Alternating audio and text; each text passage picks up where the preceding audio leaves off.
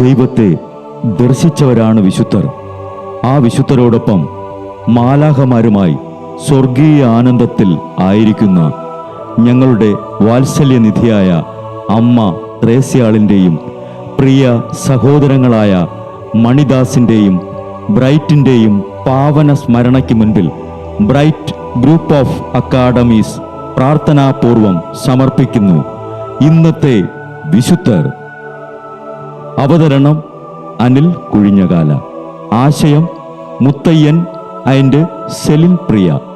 സംവിധാനം സ്റ്റെനി ആൻഡ് സ്റ്റെനിച്ച്. ഇന്നേ ദിവസം തിരുസഭ മാതൃകയായി നൽകിയ വിശുദ്ധരെ അനുകരിച്ച് പ്രാർത്ഥനയോടെ ആ പാത പിന്തുടരുന്ന നിങ്ങൾക്കേവർക്കും കർത്താവിൻ്റെ തിരുമുഖം ദർശിക്കാൻ കഴിയട്ടെ എന്ന പ്രാർത്ഥനയോടെ ഞാൻ നിങ്ങളുടെ സ്വന്തം ജസ്റ്റിൻ.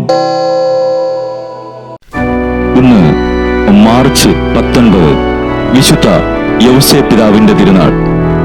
ദാവീദിന്റെ വംശത്തിൽ യാക്കോവിന്റെ മകനായി ജനിച്ച യൗസേപ്പിനെയാണ് ദൈവം തന്റെ പുത്രനായ ഈശോയെ വളർത്താനും കന്യകാമറിയത്തെ സംരക്ഷിക്കാനും ഏൽപ്പിച്ചത്. തന്റെ പരിശുദ്ധ ഭാര്യയെ സംരക്ഷിച്ചപ്പോഴും ഹെറോദോസിൽ നിന്ന് രക്ഷപ്പെടാൻ ഈജിപ്തിലേക്ക് പലായനം ചെയ്തപ്പോഴും അവിടെ നിന്ന് നസ്രത്തിലേക്ക് മടങ്ങേണ്ടി വന്നപ്പോഴും മാലാഖ അറിയിച്ച സന്ദേശം പോലെ പൂർണ്ണ സന്തോഷത്തോടെ നിർവഹിച്ച് നീതിമാനെന്ന് പരിശുദ്ധാത്മാവിന്റെ സാക്ഷ്യത്തിൽ യോസേപ്പ് കാരണമായി. ഈശോയുടെ ദരിദ്ര ജനനത്തിലും 12 വയസ്സായപ്പോൾ കാണാതായപ്പോഴും യോസേപ്പ് അനുഭവിച്ച മനോവേദന അസഹനീയം തന്നെ.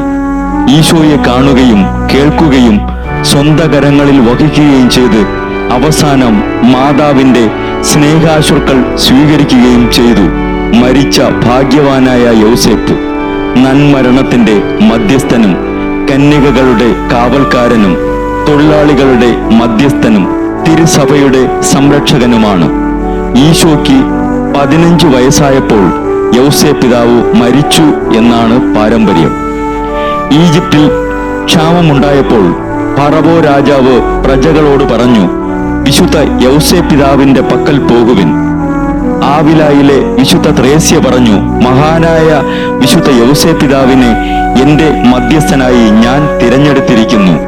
ഞാൻ യൗസേപ്പിതാവിനോട് ചോദിച്ചത് ഒന്നും ലഭിക്കാത്തതായി ഓർക്കുന്നില്ല. തന്നോട് ചോദിക്കുന്നത് ഇന്നും അത്ഭുതകരമായി യൗസേപ്പിതാവ് സാധിച്ചു തരുന്നു. വിശുദ്ധ യൗസേപ്പിതാവേ, ഞങ്ങളുടെ എല്ലാ കാര്യങ്ങളും, ഞങ്ങളുടെ എല്ലാ ഉദ്യമങ്ങളും, ഞങ്ങളുടെ എല്ലാ ആവശ്യങ്ങളും അങ്ങ് അത്ഭുതകരമാം വിധം സാധിച്ചു തരണമേ.